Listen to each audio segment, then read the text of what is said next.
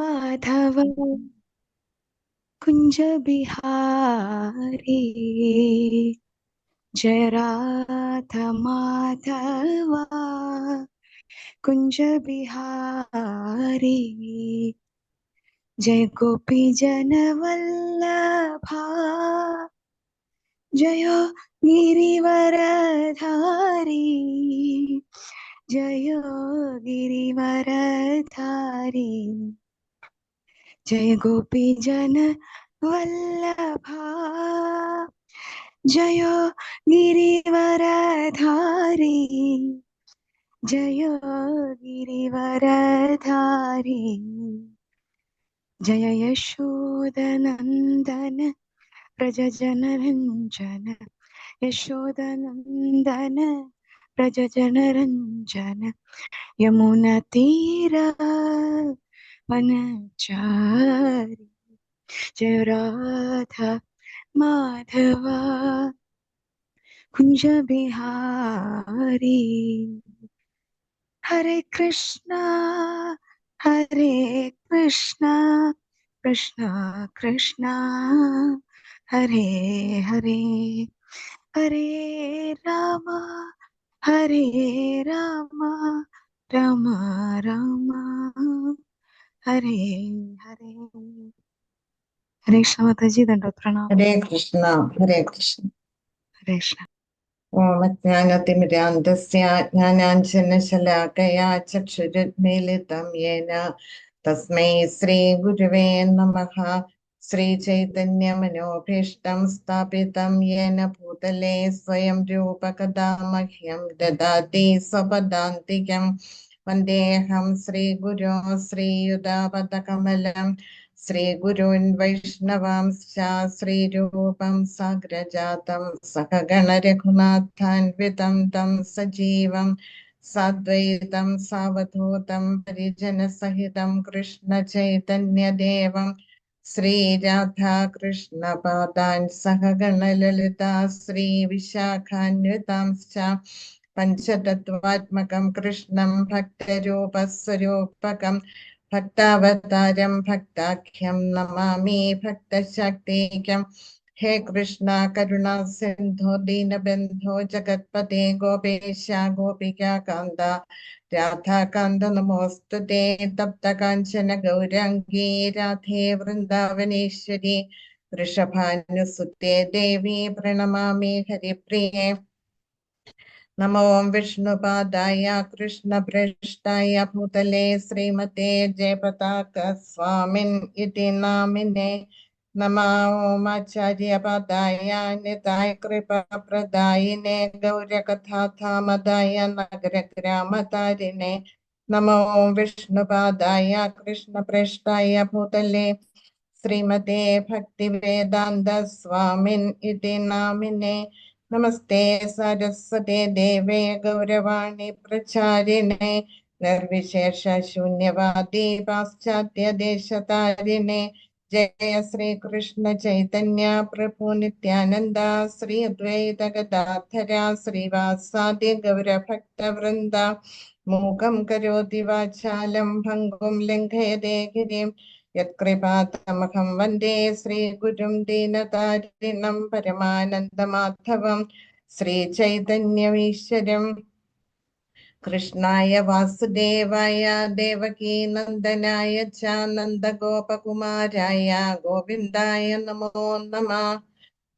ॐ नमो भगवते वासुदेवाय ॐ नमो भगवते वासुदेवाय ॐ नमो भगवते वासुदेवाय। हरे कृष्णा कृष्णा कृष्णा हरे हरे हरे राम राम राम हरे हरे। हरे कृष्णा।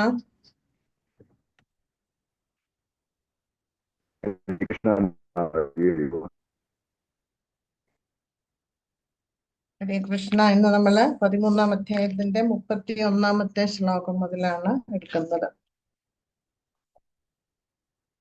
യഥാ ഭൂതപൃഥക് ഭാവം ഏകസ്തമനുപശ്യതി തതേവ ച വിസ്താരം ബ്രഹ്മ സമ്പദ്യതേ തഥാ.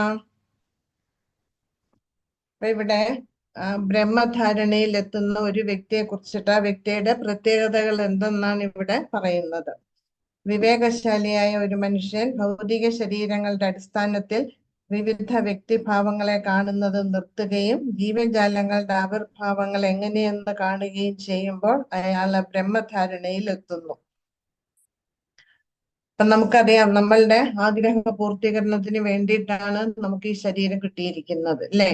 ആ ആഗ്രഹങ്ങൾ പൂർത്തീകരിച്ച് ആ നമ്മളുടെ അവബോധത്തെ ഭഗവാനിലേക്ക് എത്തിക്കണം. അങ്ങനെ നമുക്ക് ജനന മരണമാകുന്ന ഈ ചക്രത്തിൽ നിന്ന് മുക്തനാവാൻ നമുക്ക് സാധിക്കും.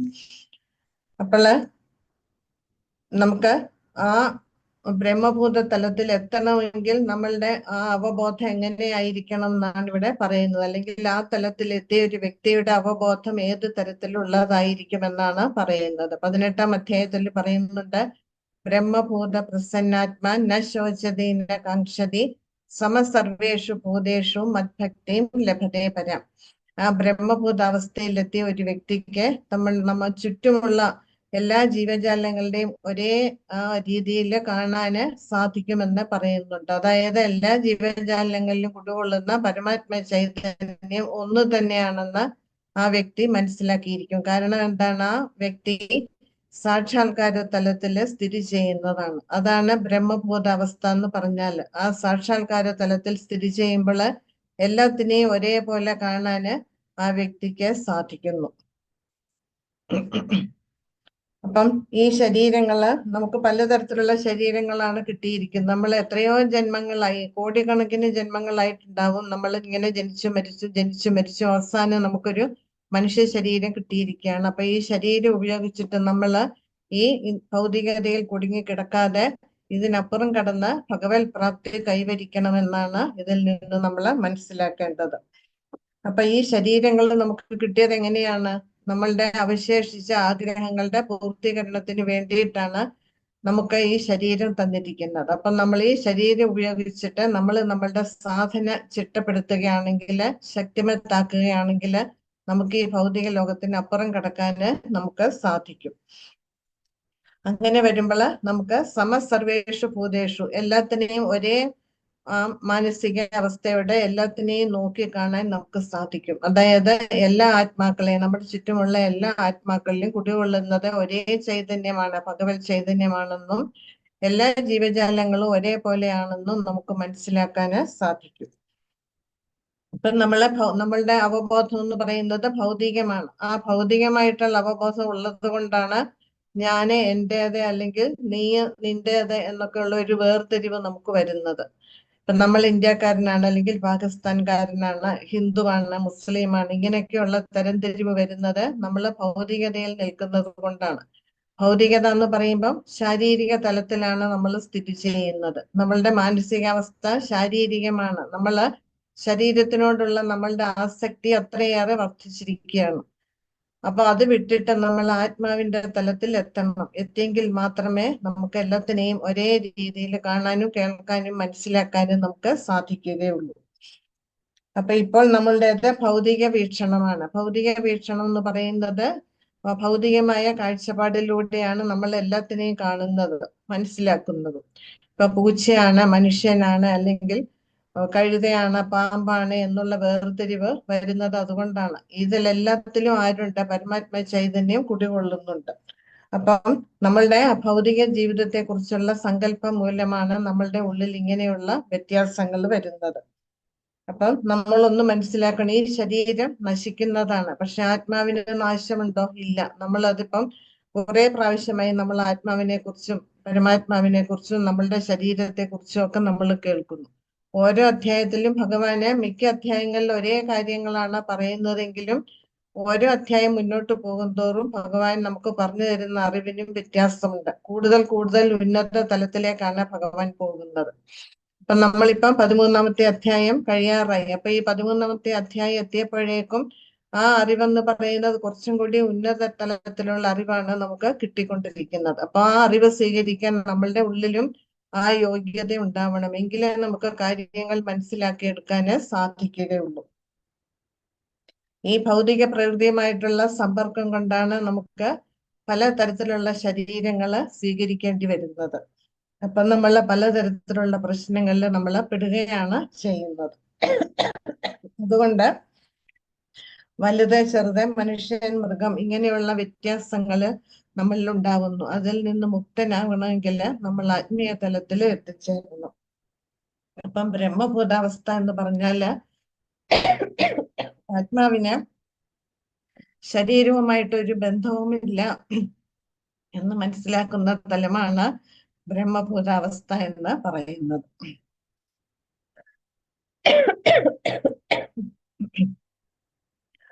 അപ്പൊ ആ തലത്തിൽ നിന്നുകൊണ്ട് നമുക്ക് കൃഷ്ണാവബോധം വളർത്തിയെടുക്കാന് നമുക്ക് സാധിക്കുന്നു. അപ്പൊ ആ തലത്തിൽ എത്തിക്കഴിഞ്ഞാല് എങ്ങനെ നമുക്ക് ചുറ്റുമുള്ള വസ്തുക്കളെ അല്ലെങ്കിൽ കാര്യങ്ങളെ ഏത് രീതിയിൽ നമുക്ക് മനസ്സിലാക്കി എടുക്കാമെന്നാണ് അടുത്ത ശ്ലോകത്തില് പറയുന്നത്.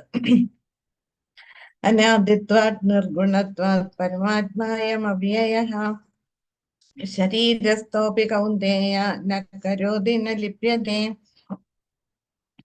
അനാദിത്വാത് നിർഗുണത്വാത്, നമ്മള് അനാദിയാണ്, ജീവാത്മാവ് അനാദിയാണ്, അത് നമ്മൾ മനസ്സിലാക്കി ഇല്ലേ? ഭൗതിക പ്രകൃതി അനാദിയാണ്, ഭഗവാനും അനാദിയാണ്.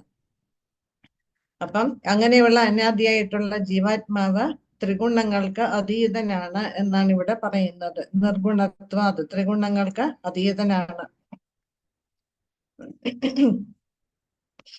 ആത്മാവ് ശരീരത്തിന്റെ ഉള്ളിലാണ് സ്ഥിതി ചെയ്യുന്നതെങ്കിലും ഈ ശരീരത്തിൽ നടക്കുന്ന ഒരു കാര്യങ്ങളും ആത്മാവിനെ ബാധിക്കുന്നില്ല. പക്ഷെ നമ്മൾ തിരിച്ചാണ് മനസ്സിലാക്കിയിരിക്കുന്നത്. നമ്മൾ അനുഭവിക്കുന്ന എല്ലാ സുഖദുഃഖങ്ങളും ആത്മാവിനെയാണ് ബാധിക്കുന്നതെന്നാണ് നമ്മൾ മനസ്സിലാക്കിയിരിക്കുന്നത്. എന്തുകൊണ്ടാണ്? നമ്മൾ ആ തലത്തിൽ, ഭൗതിക തലത്തിൽ നിൽക്കുന്നത് കൊണ്ടാണ് നമുക്ക് അങ്ങനെ തോന്നിക്കുന്നത്. അപ്പൊ നമ്മൾ ആത്മാവിന്റെ സ്വഭാവത്തെ കുറിച്ച് നമ്മൾ മനസ്സിലാക്കിയില്ല. 2-ാം അധ്യായത്തിൽ വ്യക്തമായിട്ട് പറയുന്നുണ്ട് ആത്മാവിനെ നശിപ്പിക്കാൻ സാധ്യമല്ല. അതുപോലെ മരണം എന്ന് പറയുന്നത് എന്താണ്? പഴയ വസ്ത്രങ്ങൾ മാറ്റി പുതിയ വസ്ത്രങ്ങൾ ധരിക്കുന്നത് പോലെയാണ് ജീവാത്മാവ് അവശേഷിക്കുന്ന ആഗ്രഹ പൂർത്തീകരണത്തിന് വേണ്ടിയിട്ട് അടുത്ത ശരീരം തേടി പോകുന്നത്. അപ്പം ആത്മാവ് അവ്യയനാണ്, ആത്മാവിനെ നശിപ്പിക്കാന് സാധിക്കില്ല. അങ്ങനെയുള്ള ആത്മാവ് എങ്ങനെയാണ്? ഇന്ദ്രിയാതീതനാണ്, അതുപോലെ സനാതനനാണ്, എറ്റേണലാണ്, ശാശ്വതനാണ് ആത്മാവെന്ന് പറയുന്നത്. പ്രകൃതിയുടെ ത്രിഗുണങ്ങൾക്ക് അതീതനാണ് ആത്മാവ്. അങ്ങനെയുള്ള ആത്മാവ് ഈ ശരീരത്തിലാണ് സ്ഥിതി ചെയ്യുന്നെങ്കിലും ആത്മാവ് ഒന്നും ചെയ്യുന്നില്ല അർജുന എന്നാണ് ഭഗവാൻ അർജുനനോട് പറയുന്നത്. ഈ ആത്മാവിനെ ഒന്നും തന്നെ ബാധിക്കുന്നുമില്ല. നമ്മൾ അനുഭവിക്കുന്ന ക്ലേശങ്ങളും സുഖങ്ങളും ദുഃഖങ്ങളും ഒന്നും ആത്മാവിനെ ബാധിക്കുന്നില്ല. ആത്മാവ് നിത്യ ആനന്ദിയാണ്. അപ്പൊ എന്തെല്ലാം പ്രശ്നങ്ങൾ നമ്മൾ നേരിടേണ്ടി വന്നാലും അത് ശാരീരികമായിട്ടുള്ള പ്രശ്നങ്ങൾ അല്ലെങ്കിൽ ശരീരത്തെയാണ് അത് ബാധിക്കുക, ആത്മാവിനെ അല്ല എന്നാണ് ഇവിടെ പറയുന്നത്. അപ്പൊ ഇതിൽ നിന്ന് നമ്മൾ മനസ്സിലാക്കാം, നമ്മൾ ജനിക്കുന്നില്ല. പിന്നെന്താണ് സംഭവിക്കുന്നത്? നമ്മളുടെ കർമ്മഫലങ്ങൾക്കനുസരിച്ചിട്ട് നമ്മളുടെ ആത്മാവ് അടുത്ത ശരീരം തേടി പോവുകയാണ്, അല്ലെങ്കിൽ അടുത്ത ശരീരം സ്വീകരിക്കുകയാണ് ചെയ്യുന്നത്. അത് കുറച്ച് കഴിയുമ്പോൾ ഈ ശരീരം നശിക്കുന്നതാണ്. അതായത് ഒരു ശിശു നമുക്ക് ജനിക്കുമ്പോൾ നമുക്കതിനെ കൈപ്പിടിയിൽ ഒതുക്കാം ഇല്ലേ? പക്ഷെ കുറച്ചും കൂടി കഴിഞ്ഞാൽ അത് വലുതായി ഒരു സ്റ്റേജിൽ എത്തുമ്പോൾ ആ ശരീരം നാശം നേരിടുന്നു, ആ ശരീരത്തിന് ഇല്ലേ? പക്ഷെ ആത്മാവിന് അങ്ങനെ ഒരു മാറ്റം വരുന്നതേ ഇല്ല. ആത്മാവ് എന്നും ഒരേ മാതിരിയാണ് ഇരിക്കുക. അത് കർമ്മഫലങ്ങൾ അവശേഷിക്കുന്നുണ്ടെങ്കിൽ അവശേഷിച്ചിട്ടുള്ള കർമ്മഫലങ്ങൾക്കനുസരിച്ചിട്ട് അത് അടുത്ത ശരീരം സ്വീകരിക്കുകയാണ് ചെയ്യുന്നത്. അപ്പൊ ഭഗവാനെ പോലെ അനാദിയാണ് ആര്? ആത്മാവ് എന്നാണ് ഇവിടെ ഭഗവാന് പറയുന്നത്. ഭൗതിക ശരീരത്തിന്റെ ഉൽപ്പത്തിയിൽ ഒരു ജീവാത്മാവ് പിറന്നു എന്ന് തോന്നിപ്പോകും. വാസ്തവത്തിൽ ജീവാത്മാവ് ശാശ്വതനാണ്. ആത്മാവിന് ജനനമില്ല, മരണമില്ല. ഭൗതിക ശരീരസ്ഥനാണെങ്കിലും ആത്മാവ് അതീന്ദ്രിയനും സനാതനനുമാണ്. അതായത് ആത്മാവ് ഭഗവാനെ പോലെ സച്ചിദാനന്ദ സ്വരൂപനാണ്. നാശമില്ലാത്തതും സ്വഭാവേന ആനന്ദമയനായ ആത്മാവ് ഭൗതിക പ്രവർത്തനങ്ങളിൽ ഏർപ്പെടാറില്ല. ആത്മാവിന്റെ സ്വഭാവം എന്ന് പറയുന്നത് എന്താണ്? ആനന്ദമയോ അഭ്യാസാത്, ആനന്ദമാണ് ആത്മാവ് അന്വേഷിക്കുന്നത്. തന്മൂലം ശരീര സമ്പർക്കം കാരണം ചെയ്യാൻ ഇടവരുന്ന കർമ്മങ്ങൾ ആത്മാവിനെ തളച്ചിടുന്നുമില്ല, അതായത് ബന്ധിക്കുന്നുമില്ല. അപ്പം നമുക്ക് തോന്നി എന്തുകൊണ്ടാണ് നമുക്ക് ഈ ക്ലേശങ്ങളൊക്കെ വലുതായിട്ട് കാണപ്പെടുന്നത്? നമ്മൾ ആത്മാവ് ശരീരത്തിനോട് അത്രയേറെ ചേർന്നാണ് ഇരിക്കുന്നത്. അതായത് നമ്മൾ ശാരീരിക തലത്തിലാണ് സ്ഥിതി ചെയ്യുന്നത്. നമ്മളുടെ ആസക്തി മുഴുവൻ ശരീരത്തിനോടാണ്. അതുകൊണ്ടാണ് നമുക്ക് ഈ ക്ലേശങ്ങളും ദുഃഖങ്ങളും ഒക്കെ വളരെ വലുതായിട്ട് അനുഭവപ്പെടുന്നത്. യഥാ സർവഗതം സൗക്ഷ്മ്യത് ആകാശം നോപലിപ്യതേ സർവത്ര അവസ്ഥിതോ ദേഹേ തഥാത്മാനോപലിപ്യതേ. അപ്പം ആത്മാവ് ശരീരത്തിലാണ് സ്ഥിതി ചെയ്യുന്നതെങ്കിലും എന്തുകൊണ്ട് ആത്മാവ് മലിനമാകുന്നില്ല? നമുക്കറിയാം നമ്മളുടെ ശരീരം മലിനമാണ്, ഇല്ലേ? പഞ്ചഭൂതങ്ങൾ കൊണ്ട് നിർമ്മിതമാണ്. ഈ ശരീരം നശിക്കുന്നതാണ്. അപ്പം എന്തുകൊണ്ട് ആത്മാവിന് നാശമില്ല? കാരണം ആത്മാവെന്ന് പറയുന്നത് ശാശ്വതനാണ്, എറ്റേണലാണ് ആത്മാവ്. അത് സച്ചിദാനന്ദ സ്വരൂപനാണ്, ചൈതന്യവത്താണ് ആത്മാവെന്ന് പറയുന്നത്. അപ്പൊ ഇവിടെ വിവർത്തനത്തിൽ പറയുന്നുണ്ട്, ആകാശം സർവവ്യാപിയാണെങ്കിലും അതിന്റെ സൂക്ഷ്മഭാവം മൂലം മറ്റൊന്നിനോടും കൂടി കലരുന്നില്ല. അതുപോലെ ബ്രഹ്മഭാവനയിൽ സ്ഥിതി ചെയ്യുന്ന ആത്മാവും ശരീരത്തിലിരുന്നാലും അതിനോട് ചേരുന്നില്ല. ആകാശം സർവവ്യാപിയാണ്. നമുക്കറിയാം നമ്മളുടെ ശരീരം പഞ്ചഭൂതങ്ങൾ കൊണ്ട് നിർമ്മിച്ചതാണ്, ഇല്ലേ? ഭൂമി, ജലം, അഗ്നി, വായു, ആകാശം. അപ്പം ഭൂമിയെക്കാട്ടിലും എന്താ പറയുക, സ്ഥൂല സ്വഭാവം കൂടുതലാണ് എന്തിന്? ജലത്തിന്. ജലത്തിനെക്കാട്ടിലും സ്ഥൂല സ്വഭാവം കൂടുതലാണ് അഗ്നിക്ക്. അഗ്നിയെക്കാളും വായുവിനേക്കാളും സ്ഥൂല സ്വഭാവം ആകാശത്തിന് കൂടുതലാണ്. അപ്പൊ ആകാശം സർവവ്യാപിയാണ്, അല്ലേ? പക്ഷെ ആകാശം ഒന്നിനോടും, അതായത് സൂക്ഷ്മ സ്വഭാവം കാരണം അത് ഒന്നിനോടും കൂടി കലരുന്നില്ല. അതുപോലെയാണ് ജീവാത്മാവും. ജീവാത്മാവിന്റെ നമ്മുടെ ശരീരത്തിലാണ് ജീവാത്മാവ് സ്ഥിതി ചെയ്യുന്നതെങ്കിലും അതിന്റെ ആ സൂക്ഷ്മ സ്വഭാവം കാരണം അത് ശരീരവുമായിട്ട് താതാത്മ്യം പ്രാപിക്കുന്നില്ല, ശരീരവുമായിട്ട് കൂടിച്ചേരുന്നില്ല. നമ്മുടെ ശരീരത്തിന്റെ ഉള്ളിലാണ് ആത്മാവ് സ്ഥിതി ചെയ്യുന്നതെങ്കിലും ആത്മാവ് സ്വതന്ത്രമായിട്ടാണ് നിൽക്കുന്നത്. ആത്മാവിന് ശരീരവുമായിട്ട് ബന്ധമില്ല എന്നാണ് നമ്മൾ മനസ്സിലാക്കേണ്ടത്. അപ്പൊ അതാണ് ബ്രഹ്മഭാവന എന്ന് പറയുന്നത്. ആത്മാവിന് ശരീരവുമായിട്ട് ബന്ധമില്ല എന്ന് മനസ്സിലാക്കുന്നതാണ് ബ്രഹ്മഭൂതാവസ്ഥ അല്ലെങ്കിൽ ബ്രഹ്മഭാവന എന്ന് പറയുന്നത്. ആത്മാവ് ശരീരത്തിലിരുന്നാലും ആത്മാവിന്റെ സൂക്ഷ്മ സ്വഭാവം കാരണം അത് ശരീരത്തോട് ചേരുന്നില്ല എന്ന് നമ്മൾ മനസ്സിലാക്കണം. അപ്പൊ ആത്മാവിന് എന്തുണ്ട്? അവബോധമുണ്ട്, ഇല്ലേ? ആ അവബോധമാണ് ശരീരത്തിലുടനീളം വ്യാപിച്ചിരിക്കുന്നത്. അതുകൊണ്ടാണ് ഈ ശരീരം നമുക്ക് ചൈതന്യവത്തായിട്ട് തോന്നിക്കുന്നത്. ആത്മാവ് ഉള്ളത് കൊണ്ടാണ്, ആത്മാവിന്റെ അവബോധം കാരണമാണ്. നമ്മളുടെ കൈ മുറിഞ്ഞാല് ഒരു മിനിറ്റ് കഴിയുമ്പോഴാണ് നമുക്ക് വേദന അനുഭവപ്പെടുക, ഇല്ലേ? ആ വേദന അനുഭവപ്പെടുന്നത് എന്തുകൊണ്ടാണ്? നമ്മുടെ ആത്മാവിന്റെ അവബോധം ആ ശരീരത്തിലുടനീളം വ്യാപിച്ചിരിക്കുന്നത് കൊണ്ടാണ് നമുക്ക് കൈ മുറിഞ്ഞു, നമ്മുടെ വേദന എടുക്കുന്നു നമുക്ക് തോന്നിക്കുന്നത്. നമ്മുടെ കാല് ഒരു കല്ലിൽ തട്ടി മുറിഞ്ഞാലും വേദന അനുഭവപ്പെടുന്നത് എന്തുകൊണ്ടാണ്? ഈ അവബോധം ഉള്ളത് കൊണ്ടാണ്. അപ്പൊ ആത്മാവിന്റെ സ്വഭാവമാണ് എന്ത്? അവബോധം എന്ന് പറയുന്നത്. ആ അവബോധം നമ്മുടെ ശരീരത്തിലുടനീളം വ്യാപിച്ചിട്ടുണ്ട്. അപ്പൊ മരണം എന്ന് പറഞ്ഞാൽ എന്താണ്? ഈ അവബോധം, അതായത് ആത്മാവ് നമ്മുടെ ശരീരം വിട്ടു പോകുമ്പോൾ അവബോധമില്ല. പിന്നെ ആ ശരീരത്തെ എന്താ പിന്നെ പറയുക? ശരീരമൊന്നും പറയില്ല, ശവം എന്നാണ് പറയുക. പിന്നെ ശരീരത്തില് വെട്ടിമുറിച്ചാലും അതിന് വേദന അനുഭവപ്പെടുമോ? ഇല്ല. നമ്മൾ കത്തിച്ചു കളഞ്ഞാലും നമുക്ക് വേദനിക്കുന്നുണ്ടോ? ഇല്ല. ഇതുകൊണ്ടാണ് ആത്മാവ് ശരീരം വിട്ടുപോയി. അപ്പൊ അവബോധം നശിച്ചു. അവബോധം ഇല്ലാത്തത് കൊണ്ടാണ് നമ്മുടെ ശരീരത്തിന് പ്രതികരണ ശേഷി നഷ്ടപ്പെടുന്നത്. പിന്നീട് അതിനെ ശവം എന്ന് പറയുന്നത്. അപ്പം ജീവാത്മാവ് വ്യത്യസ്ത ശരീരങ്ങളിൽ ഇരുന്നാലും സൂക്ഷ്മ സ്വഭാവം മൂലമാണ് ആത്മാവ് ശരീരത്തിൽ നിന്നും വ്യത്യസ്തമായിട്ട് ഇരിക്കാൻ അതിന് സാധിക്കുന്നത്. അപ്പം ഒരു ജീവന് ശരീരത്തോട് എത്രമാത്രം ബന്ധമുണ്ടോ ദേഹനാശത്തിന് ശേഷം എങ്ങനെ വിട്ടുപോകുന്നുവോ എന്ന് ഭൗതിക ദൃഷ്ടികൾ കൊണ്ട് കണ്ടെത്താൻ കഴിയില്ല. നമ്മൾ പറയും എന്റെ കൺമുന്നിൽ വെച്ചിട്ടാണ് മരിച്ചത്. പക്ഷെ എങ്ങനെ മരിച്ചു? ആത്മാവ് എങ്ങോട്ട് പോയി?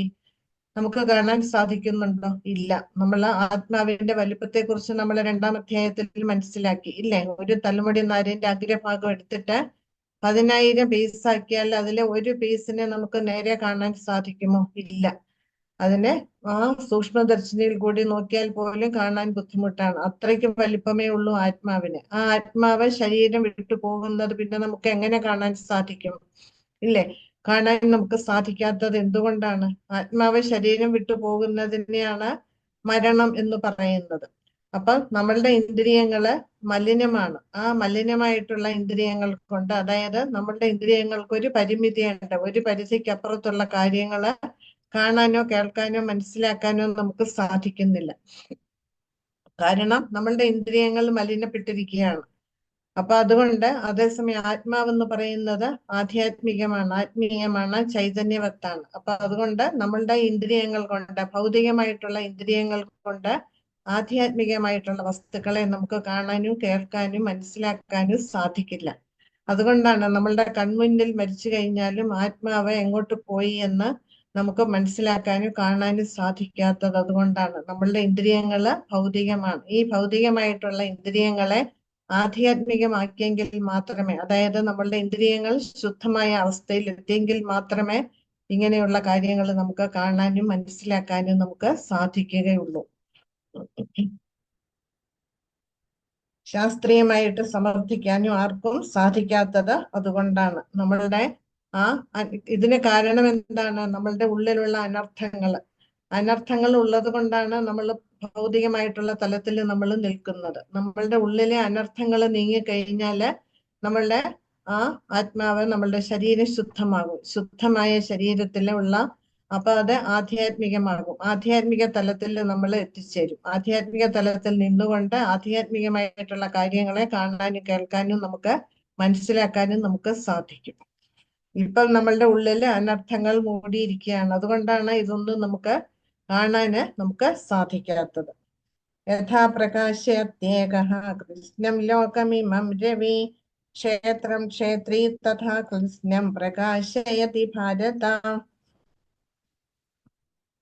അപ്പം എങ്ങനെയാണ് ആത്മാവ് നമ്മുടെ ശരീരത്തില് വ്യാപിച്ചിരിക്കുന്നതെന്നാണ് ഈ ശ്ലോകത്തില് പറയുന്നത്. അതായത് സൂര്യൻ ഈ വിശ്വത്തിൽ, ഈ ലോകത്തിലെമ്പാടും സൂര്യപ്രകാശം എങ്ങനെയാണോ പരക്കുന്നത്, സൂര്യൻ എങ്ങനെയാണോ വെളിച്ചം പരത്തുന്നത്, അതുപോലെയാണ് ആത്മാവ് നമ്മുടെ ശരീരത്തിൽ ഇരുന്നുകൊണ്ട് ശരീരത്തിലുടനീളം അത് പ്രകാശമയമാക്കുന്നത്. എന്ന് വെച്ചാൽ നമ്മുടെ ശരീരത്തിന് നമുക്ക് പ്രജ്ഞ കിട്ടുന്നത്. ആത്മാവുള്ളത് കൊണ്ടാണ് നമുക്ക് അവബോധം ഉള്ളത്, പ്രജ്ഞയുള്ളത്. ആത്മാവ് വിട്ടുപോയി കഴിഞ്ഞാൽ ആ ശവം അല്ലെങ്കിൽ ശരീരത്തിന് പ്രജ്ഞയുണ്ടോ? ഇല്ല. അപ്പൊ സൂര്യൻ ഒരിടത്ത് നിന്നുകൊണ്ട് വിശ്വത്തിൽ എങ്ങും വെളിച്ചം പരത്തുന്നത് പോലെയാണ് ഹൃദയസ്ഥനായ ജീവാത്മാകണം ശരീരത്തെ മുഴുവൻ പ്രജ്ഞാഭാസുരമാക്കുന്നത്.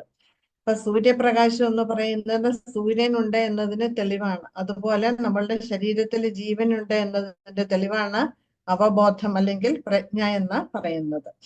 ശരീരത്തിൽ ആത്മാവിന്റെ സാന്നിധ്യമുള്ളപ്പോൾ അതിലെങ്ങും പ്രജ്ഞയുടെ പ്രകാശം ഉണ്ടായിരിക്കും. ആത്മാവ് വിട്ടുപോയ ശരീരത്തിലെ പ്രജ്ഞ അവശേഷിക്കുന്നില്ല എന്ന് ഒരു സാധാരണക്കാരന് പോലും മനസ്സിലാക്കാവുന്നതാണ്. അപ്പൊ പദാർത്ഥങ്ങളുടെ സങ്കലനത്തിൽ നിന്ന് ഉണ്ടാകുന്ന ഒരു ഉൽപ്പന്നമല്ല പ്രജ്ഞ എന്ന് പറയുന്നത്. അതായത് അവബോധം ജീവാത്മാവിന്റെ ലക്ഷണമാണ്. അപ്പം ഈ ജീവാത്മാവിന്റെ ഗുണം എന്ന് പറയുന്നത്, നമ്മളുടെ ഉള്ളില് ക്ഷേത്രജ്ഞരുണ്ട്, രണ്ടുണ്ട്, ജീവാത്മാവുണ്ട്, പരമാത്മാവുണ്ട്. പക്ഷെ ജീവാത്മാവിന്റെ അവബോധമല്ല പരമാത്മാവിന്റെ അവബോധം എന്ന് പറയുന്നത്. ജീവാത്മാവിനെക്കാട്ടിലും ഉന്നത തലത്തിലാണ് പരമാത്മാവിന്റെ അവബോധം.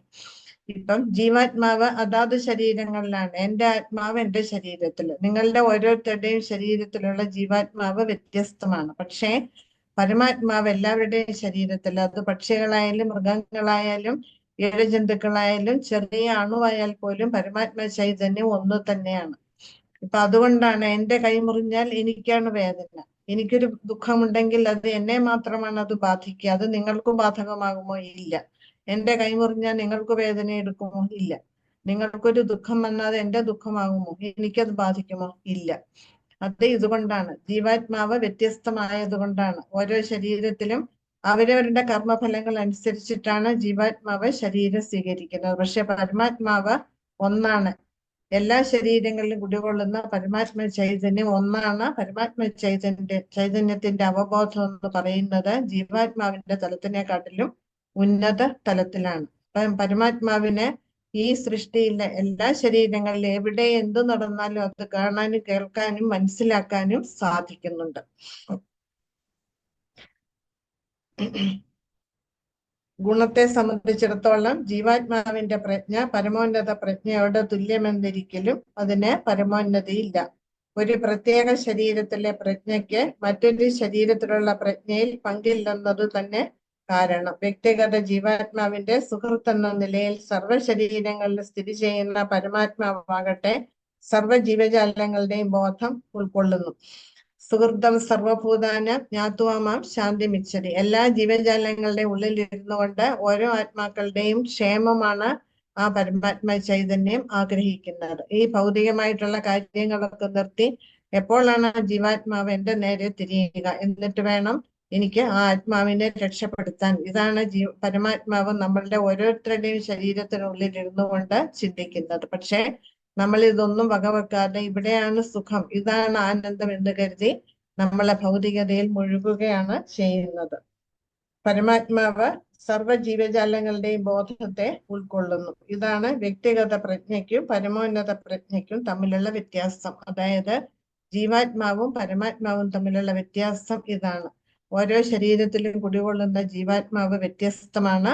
അതാത് കർമ്മഫലങ്ങൾക്കനുസരിച്ചിട്ടാണ് ആത്മാവ് അതാത് ശരീരം സ്വീകരിക്കുന്നത്. പക്ഷെ പരമാത്മ ചൈതന്യം ഒന്ന് തന്നെയാണ്. എല്ലാ ചരാചരങ്ങളിലും കുടികൊള്ളുന്ന പരമാത്മ ചൈതന്യം ഒന്ന് തന്നെയാണ്. അതുപോലെ ഓരോരുത്തർക്കും അനുഭവിക്കുന്ന ക്ലേശങ്ങളും സുഖങ്ങളും എല്ലാം ആ ആത്മാവിനെ മാത്രമേ, ആ ശരീരത്തെ ബാധിക്കുന്നുള്ളൂ. ആത്മാവിനെ മാത്രമേ അത് അറിയുകയുള്ളൂ. പരമാത്മാവിന് ഈ സൃഷ്ടിയിൽ ഉടനീളം നടക്കുന്ന കാര്യങ്ങളെ കുറിച്ച് ബോധവാനാണ് പരമാത്മാവ്. ജീവാത്മാവിന് അതില്ല. അതാത് ശരീരത്തിൽ നടക്കുന്ന കാര്യങ്ങളെ ആത്മാവ് അത് അറിയുകയും മനസ്സിലാക്കുകയും ചെയ്യുന്നുള്ളൂ. ഇനി അടുത്തത് 35-ാമത്തെ ശ്ലോകം. 35 എന്ന് പറയുന്നത് ഈ 34 ശ്ലോകങ്ങളുടെയും കണ്ടന്റ് ആണ്. നമ്മൾ ഈ 34 ശ്ലോകങ്ങളിലൂടെ എന്തെല്ലാം കാര്യങ്ങൾ മനസ്സിലാക്കിയോ അത് തന്നെയാണ് ഇവിടെ പറയുന്നത്. അപ്പൊ നമ്മൾ ഈ അധ്യായത്തിൽ നമ്മൾ ശരീരത്തെ കുറിച്ച്, അതായത് ക്ഷേത്രജ്ഞനെ കുറിച്ച് പഠിച്ചു. ജീവാത്മാവ്, പരമാത്മാവ്, പിന്നെ ശരീരം, ഭൗതിക പ്രകൃതി, ഭഗവാൻ, ഇല്ല, ഇവ തമ്മിലുള്ള ബന്ധത്തെ കുറിച്ച് പഠിച്ചു. എങ്ങനെയാണ് നമ്മൾ ത്രിഗുണങ്ങളിൽ പെടുന്നത്, എങ്ങനെയാണ് നമുക്ക് ത്രിഗുണങ്ങളുമായിട്ട് സമ്പർക്കം ഉണ്ടാകുന്നത്, ഇതിൽ നിന്ന് എങ്ങനെ പുറത്തു കിടക്കാം എന്നൊക്കെ നമ്മൾ മനസ്സിലാക്കി. പിന്നെ ആധ്യാത്മിക ഗുരുവിന്റെ മഹത്വം, ഇല്ലേ, നമ്മളുടെ ജീവിതത്തിലെ ആധ്യാത്മിക ഗുരുവിനെ സ്വീകരിച്ചെങ്കിൽ മാത്രമേ ആധ്യാത്മികമായിട്ടുള്ള കാര്യങ്ങൾ നമുക്ക് മനസ്സിലാക്കിയെടുക്കാനും ഭക്തിമാർഗത്തില് മുന്നോട്ട് പോകാനും നമുക്ക് സാധിക്കുകയുള്ളൂ. ഗുരുവിന്റെ നിർദ്ദേശം കിട്ടി ആ നിർദ്ദേശം അനുസരിച്ച് നമ്മൾ പ്രവർത്തിക്കുകയാണെങ്കിൽ മാത്രമേ നമുക്ക് എല്ലാം കാര്യങ്ങൾ കാണാനും കേൾക്കാനും മനസ്സിലാക്കാനും നമുക്ക് സാധിക്കുകയുള്ളൂ എന്ന് നമ്മൾ കണ്ടു.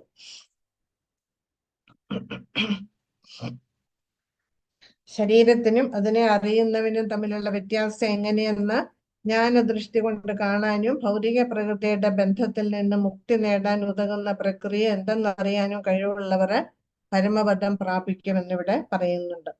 അപ്പൊ ഈ അധ്യായത്തിന്റെ ഉദ്ദേശം എന്ന് പറഞ്ഞാല് ശരീരം, ജീവാത്മാവ്, പരമാത്മാവ് ഇവ തമ്മിലുള്ള വ്യത്യാസം എന്തെന്ന് മനസ്സിലാക്കുകയാണ്. 8 മുതൽ 12 വരെയുള്ള ശ്ലോകങ്ങളിൽ വ്യക്തമാക്കപ്പെടുന്ന മുക്തി പ്രക്രിയ ശരിയാവണ്ണം മനസ്സിലാക്കുകയാണെങ്കിൽ നമുക്ക് പരമലക്ഷ്യത്തിലേക്ക്, അതായത് നമ്മുടെ അന്തിമ ലക്ഷ്യത്തിലേക്ക് നീങ്ങാൻ നമുക്ക് സാധിക്കുന്നുണ്ട്. ഈശ്വരനെ പറ്റി കേൾക്കാനും അങ്ങനെ ക്രമേണ ജ്ഞാനം നേടാനും അവസരം നൽകുന്ന സത്സംഗമാണ് വിശ്വാസമുള്ള മനുഷ്യന്റെ പ്രാഥമിക ആവശ്യം. നമ്മൾ ഭക്തന്മാരുടെ സംഘത്തിലിരുന്ന് ഭഗവാനെ കുറിച്ച് കേട്ടെങ്കിൽ മാത്രമേ നമുക്ക് ഭക്തിമാർഗത്തിൽ മുന്നോട്ട് പോകാൻ സാധിക്കുകയുള്ളൂ. കാരണം എന്താണ്? ഭക്തന്മാർ ഒത്തുകൂടിയാൽ ഭഗവാൻ പറയുന്നുണ്ട്, മച്ചിത്ത മദ്ഗത പ്രാണ ബോധയന്ത പരസ്പരം കഥേന്തശ്ചമാം നിത്യം തുഷ്യന്തീച്ച രമന്തിച്ച. 2 ഭക്തന്മാർ ഒത്തുചേർന്നാൽ അവർക്ക് വേറൊന്നും സംസാരിക്കാനില്ല, എന്നെ കുറിച്ച് മാത്രമേ അവർക്ക് സംസാരിക്കാനുള്ളൂ എന്നാണ് ഭഗവാൻ പറയുന്നത്. ശരിയാണ്, ഇല്ലേ? നമ്മൾ ഒത്തുകൂടി കഴിഞ്ഞാൽ അവിടെ വേറൊരു കാര്യങ്ങൾ പറയുന്നില്ല. ഭഗവാനെ കുറിച്ച് ഭഗവാനെ പ്രകീർത്തിക്കുക മാത്രമാണ് നമ്മൾ ചെയ്യുന്നത്. അതുകൊണ്ടാണ് ഭക്തന്മാരുടെ സംഘം വളരെയധികം പ്രാധാന്യമുള്ളത്. പിന്നീട് ഒരു ആധ്യാത്മിക ഗുരുവിനെ സ്വീകരിച്ചാൽ ജഡപദാർത്ഥവും, അതായത് ശരീരവും ആത്മാവും തമ്മിലുള്ള വ്യത്യാസം എന്തെന്ന വ്യക്തിക്ക് തിരിച്ചറിയാൻ സാധിക്കുന്നു. അപ്പൊ ഈ തിരിച്ചറിവാണ് ആത്മസാക്ഷാത്കാരത്തിലേക്ക് നമ്മെ നയിക്കുന്നത്.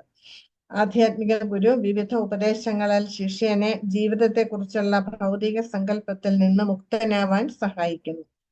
അതായത് നമുക്കറിയാം ഈ ഗീതയിലുടനീളം ഭഗവാൻ അർജുനനെ ഉപദേശങ്ങൾ കൊടുത്ത് അർജുനനെ ബോധവൽക്കരിച്ചെടുത്ത് യുദ്ധം ചെയ്യാൻ പ്രേരിപ്പിക്കുകയാണ് ചെയ്യുന്നത്.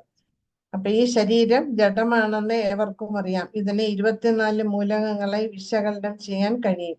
അപ്പൊ ഈ ശരീരം എന്ന് പറയുന്നത് സ്ഥൂലമായിട്ടുള്ള ആവിഷ്കാരമാണ്. മനസ്സും വൈകാരിക വൃത്തികളും മാത്രമാണ് സൂക്ഷ്മ ആവിഷ്കാരങ്ങൾ എന്ന് പറയുന്നത്. അപ്പൊ ഇത് രണ്ടിന്റെയും സങ്കലനം കൊണ്ടാണ് ജീവനിലെ ജീവലക്ഷണങ്ങൾ പ്രകടമാകുന്നത്. അപ്പൊ ഇതിനെല്ലാം ഉപരിയായിട്ട് ജീവാത്മാവുണ്ട്, പരമാത്മാവുണ്ട്. അപ്പം ജീവാത്മാവും പരമാത്മാവും ഒന്നല്ല, രണ്ടും രണ്ടാണ്. ജീവാത്മാവിന്റെ 24 മൂലകങ്ങളുടെയും സംയോഗമാണ് ഈ ഭൗതിക പ്രകൃതി അല്ലെങ്കിൽ ഭൗതിക പ്രപഞ്ചത്തെ ചലിപ്പിക്കുന്നത് അല്ലെങ്കിൽ പ്രവർത്തിപ്പിക്കുന്നത്. അപ്പം അങ്ങനെ ഈ പ്രത്യക്ഷ പ്രപഞ്ചത്തിന്റെ ഘടനയെ ജീവാത്മാവിന്റെയും ഭൗതിക മൂലകങ്ങളുടെയും സംയോജന ഫലമായിട്ട് കാണാനും പരമാത്മാവിന്റെ സ്ഥിതി എന്തെന്നും അറിയാനും സാധിച്ചവര് ആധ്യാത്മിക ലോക പ്രാപ്തിക്ക് അർഹരാകുന്നു എന്നിവിടെ ശ്രീല പ്രഭുപാദര് പറയുന്നുണ്ട്. അപ്പൊ ഇതെങ്ങനെയാണ് നമ്മൾ മനസ്സിലാക്കേണ്ടത്? മനനം കൊണ്ട്. അതായത് എന്താണ് മനനം എന്ന് പറഞ്ഞാല് നമ്മൾ കേട്ട കാര്യങ്ങള് നമ്മളുടെ അവബോധത്തിലിട്ട് നമ്മൾ അതിനെ കുറിച്ച് ചിന്തിച്ച് അതിന്റെ ആ കണ്ടന്റ് എന്താണെന്ന് നമ്മൾ മനസ്സിലാക്കിയെടുക്കണം. ഇപ്പൊ ഒരു പശു, ഉദാഹരണം പറഞ്ഞാൽ ഒരു പശു പുല്ല് തിന്നുമ്പോ അത് പുല്ല് തിന്നത് വിഴുങ്ങി പോവുക ചെയ്യുക. പിന്നീട് അത് ഒരിടത്ത് കിടന്നിട്ട് അത് തിരികെ വായിൽ കൊണ്ടുവന്നിട്ട് അത് ചവച്ചരച്ചാണ് അത് ദഹിപ്പിക്കുന്നത്. അപ്പൊ നമ്മളും അതേപോലെ വേണം. ഭക്തന്മാരുടെ സംഘത്തിലിരുന്ന് നമ്മൾ കേൾക്കുന്ന കാര്യങ്ങള് നമ്മുടെ ഓർമ്മയിൽ സൂക്ഷിച്ചിട്ട് നമ്മൾ പിന്നീട് അതിനെ കുറിച്ച് ചിന്തിച്ച് അതിന്റെ അന്തസ്സത്ത പിടിച്ചെടുക്കാനാണ് നമ്മൾ ശ്രമിക്കേണ്ടത്. അങ്ങനെ ആവുമ്പം നമ്മളുടെ അവബോധത്തില് ഭഗവാനെ കുറിച്ചുള്ള കാര്യങ്ങൾ നമുക്ക് എപ്പോഴും ലഭ്യമായിരിക്കും. എപ്പോഴും ആ ഭഗവത് സ്മരണ കൊണ്ട് നിറയ്ക്കാന് നമുക്ക് നമ്മളുടെ അവബോധത്തെ സാധിക്കും. അപ്പൊ മനനം കൊണ്ട് സാക്ഷാത്കരിക്കേണ്ടതാണ് ഈ വിഷയങ്ങൾ. അപ്പൊ ഈ അധ്യായം ഒരു ആധ്യാത്മിക ആചാര്യന്റെ സഹായത്തോടെ നമ്മള് നിഷ്കൃഷ്ടമായിട്ട് പഠിച്ച് മനസ്സിലാക്കണം. ഹരേ കൃഷ്ണ. അങ്ങനെ ഈ 13-ാം അധ്യായം ഇവിടെ അവസാനിക്കുകയാണ്.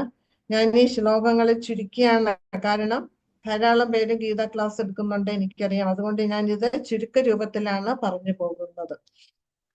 ഇനി നമുക്ക് ഇതിനനുബന്ധിച്ചൊരു കഥയുണ്ട്. ആ കഥ നമുക്ക് മനസ്സിലാക്കാം. ഹരിഹര എന്ന് പറയുന്ന ഒരു സ്ഥലമുണ്ട്. അവിടെ ഹരിഹര എന്ന പേരുള്ള ഒരു ഭക്തനുണ്ടായിരുന്നു. അദ്ദേഹത്തിന് ഒരു ഭാര്യ ഉണ്ടായിരുന്നു. ആ ഭാര്യ ഒരു പ്രോസ്റ്റിറ്റ്യൂട്ടാണ്. അത് കാരണം അദ്ദേഹം ആ സ്ത്രീയെ ഉപേക്ഷിച്ചു. അപ്പൊ ആ സ്ത്രീയെ കാട്ടിൽ പോയി അവിടെ ഒരു വീട് കെട്ടി താമസിക്കുകയാണ്. അപ്പൊ ആൾക്കാരും ആ സ്ത്രീയെ സമീപിക്കാതായി. അപ്പൊ ആ സ്ത്രീക്ക് ഭയങ്കരമായിട്ട് സങ്കടം വന്ന ഒരു ദിവസം അവരവിടെ വീടിന്റെ പുറത്തിരുന്നവര് കരയുകയായിരുന്നു. ആ സമയം അവിടെ ഒരു കടുവ വന്നിട്ട് ഈ സ്ത്രീയുടെ അടുത്ത് വന്ന ഈ സ്ത്രീ ഇങ്ങനെ കരയുന്നത് കണ്ടിട്ട് ചോദിച്ചു, നീ എന്തിനാണ് കരയുന്നത്? കരഞ്ഞുകൊണ്ടിരിക്കുന്നത് എന്തിനാണ് എന്ന് പറഞ്ഞിട്ട് കടുവ തന്നെ പൊട്ടിച്ചിരിക്കുകയാണ് ചെയ്തത്. എന്നിട്ട് പറഞ്ഞു, നിന്റെ സ്ഥാനത്ത് വേറെ ആരെങ്കിലും ആയിരുന്നെങ്കിൽ, വേറെ ആരോ ആണെന്നാണ് ഞാൻ ധരിച്ചത്, പക്ഷെ ഇവിടെ വന്നപ്പോഴാണ് നീയാണെന്ന് മനസ്സിലായത്. അപ്പം വേറെ ആരെങ്കിലും ആയിരുന്നെങ്കിൽ, അതായത് ഏതെങ്കിലും സാധുക്കളോ അല്ലെങ്കിൽ നല്ല മനുഷ്യരും ആയിരുന്നെങ്കിൽ ഞാൻ ഉപദ്രവിക്കില്ലായിരുന്നു. പക്ഷെ നിന്നെ ഉപദ്രവിക്കുന്നത് കൊണ്ട് എനിക്ക് പാപമൊന്നും കിട്ടില്ല. നിന്നെ ഞാൻ ഇപ്പോൾ തന്നെ ഭക്ഷിക്കും. അപ്പൊ ഇത് കേട്ടിട്ട് ആ സ്ത്രീ ചോദിച്ചു, നിനക്ക് എങ്ങനെയാണ്, ഒരു കടുവയാണ് നീ, നിനക്ക് എങ്ങനെയാണ് ഇങ്ങനെ സംസാരിക്കാനുള്ള കഴിവ് കിട്ടിയത്? നീ ആരായിരുന്നു? അപ്പം ആ കടുവ പറഞ്ഞു, ഞാന് മുജ്ജന്മത്തിലൊരു ബ്രാഹ്മണനായിരുന്നു, പണ്ഡിതനായിരുന്നു, ഭക്തനുമായിരുന്നു. പക്ഷെ ഞാൻ ഒരു തെറ്റ് ചെയ്തു. ആ തെറ്റിന്റെ ഫലമായിട്ടാണ് ഞാൻ കടുവയായിട്ട് ജനിച്ചത് എന്ന് പറഞ്ഞിട്ട്, ഇനി ഞാൻ നിന്നെ ഒരു നിമിഷം പോലും വെച്ചേക്കില്ല, കാരണം നീ തെറ്റ് ചെയ്തവളാണ്. അതുകൊണ്ട് നിന്നെ കൊന്നു ഭക്ഷിച്ചാൽ എനിക്ക് പാപം കിട്ടില്ല എന്ന് പറഞ്ഞ് ആ സ്ത്രീയെ ഭക്ഷിച്ചു. അപ്പൊ ആ സ്ത്രീയുടെ ആത്മാവ് നരകത്തിൽ പോയിട്ട് അവിടെ 10 കൽപ്പങ്ങളോളം ആ നരകത്തില് കിടന്നു. അപ്പൊ ആ നരകത്തിലാണെങ്കില് പലതരത്തിലുള്ള തടാകങ്ങളുണ്ട്. രക്തം, മലം, മൂത്രം ഇത് ഒഴുകുന്ന തടാകങ്ങളുണ്ട്. ആ തടാകങ്ങളിലൊക്കെ മാറി മാറി സ്ത്രീക്ക് കിടക്കേണ്ടി വന്നു. അവിടെ നിന്ന് വേറൊരു നരകത്തിലേക്ക് പോയി. അവിടെ 100 മന്വന്തരങ്ങൾ ആ നരകത്തിൽ ആ സ്ത്രീക്ക് കിടന്ന കഷ്ടതകൾ അനുഭവിക്കേണ്ടി വന്നു. അതിനുശേഷം ആ ആത്മാവിന് ഒരു ചണ്ടാല കുടുംബത്തിൽ ജനിക്കേണ്ടി വന്നു. അപ്പൊ ചണ്ടാല കുടുംബത്തിൽ ജനിച്ചു. കുറച്ച് വലുതായി കഴിഞ്ഞപ്പോൾ ആ സ്ത്രീയെ വീണ്ടും ഇങ്ങനെ ചുറ്റിത്തിരിയാൻ തുടങ്ങി. അങ്ങനെ ചുറ്റി സഞ്ചരിച്ച് ഈ സ്ത്രീ ജനിച്ച മുൻ ജന്മത്തിൽ എവിടെയാണോ ജനിച്ചത്, അതായത് ഹരിഹര എന്ന സ്ഥലത്ത് ആ സ്ത്രീ എത്തിച്ചേർന്നു.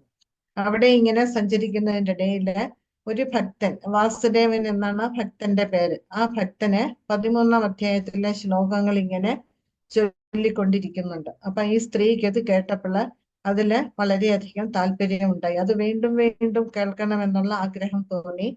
അവരെന്ത് ചെയ്തു, ഇദ്ദേഹം ഇരുന്ന് ചൊല്ലുന്നതിന്റെ അടുക്കല് കുറച്ച് മാറി അവിടെ ഇരുന്ന് ഇദ്ദേഹം ചൊല്ലുന്നത് വളരെ ശ്രദ്ധയോടെ കേട്ടുകൊണ്ടേയിരുന്നു. അദ്ദേഹം ദിവസവും ഇങ്ങനെ വന്നിരുന്ന് അവിടെ ഇരുന്ന് ഭഗവത്ഗീതയുടെ അധ്യായ ശ്ലോകങ്ങൾ ഇങ്ങനെ ഉരുവിട്ടുകൊണ്ടേയിരിക്കും. അപ്പൊ ഇത് കേട്ട് കുറച്ചു കാലം കഴിഞ്ഞപ്പോൾ ഈ സ്ത്രീ മരിച്ചു. ആ സമയത്ത് ആ സ്ത്രീയുടെ ആത്മാവിന് വൈകുണ്ഠ പ്രാപ്തി കിട്ടി. അപ്പം 13-ാം അധ്യായം നമ്മൾ ദിവസവും ഉരുവിടുകയാണെങ്കിൽ നമുക്കും വൈകുണ്ഠ പ്രാപ്തി ലഭ്യമാകുമെന്നാണ് ഇതിന്റെ പ്രാധാന്യത്തിൽ കൂടി നമ്മൾ മനസ്സിലാക്കുന്നത്. ഇനി നമുക്ക് അടുത്ത അധ്യായത്തിലേക്ക് കടക്കാം.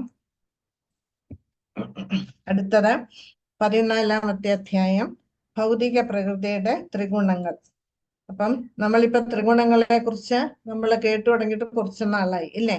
അപ്പൊ ഞാൻ മുമ്പേ പറഞ്ഞ പോലെ ഓരോ അധ്യായത്തിൽ ഭഗവാൻ ഒരേ കാര്യങ്ങൾ പറയുന്നുണ്ടെങ്കിലും നമ്മൾ മനസ്സിലാക്കണം, ഓരോ അധ്യായം കടന്നു വരുമ്പോഴും ഭഗവാൻ ആ ജ്ഞാനത്തെ കുറിച്ച് കൂടുതൽ ഉയർന്ന തലത്തിലേക്കാണ് ഭഗവാൻ ആ ജ്ഞാനത്തെ കൊണ്ട് എത്തിക്കുന്നത് എന്ന് നമ്മൾ മനസ്സിലാക്കണം.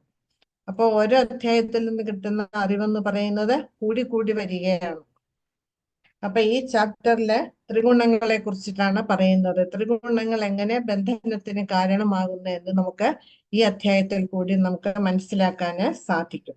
പക്ഷെ ഭഗവാൻ പറയുന്നുണ്ട്, ഭഗവാനെ സമീപിക്കുന്നവർക്ക് ദേവീഹേഷ ഗുണമയി മമമായ ദുരത്തേയ മാമേവ മേ പ്രപദ്യന്തേ മായാമേതാം തരന്തിതേ. അതായത് ഭഗവാനെ ആശ്രയിക്കുന്നവരെ മായ ഒരിക്കലും പിടികൂടില്ല എന്ന് പറയുന്നുണ്ട്. അങ്ങനെയുള്ളവര് ത്രിഗുണങ്ങൾക്ക് അടിമയാവില്ല എന്ന് ഭഗവാൻ പറയുന്നുണ്ട്. അപ്പൊ ഭഗവാനെ സമീപിച്ചു കഴിഞ്ഞാല് നമുക്ക് ഈ ത്രിഗുണങ്ങളിൽ നിന്ന് പുറത്തു കിടക്കാന് നമുക്ക് സാധിക്കും. ശ്രീ ഭഗവാനുവാച പരം ഭൂയ പ്രവക്ഷ്യാമി ജ്ഞാനാനാം ജ്ഞാനമുത്തമം യജ്ഞാത്വാ മുനയ സർവേ പരാം സിദ്ധിമിതോ ഗതാം.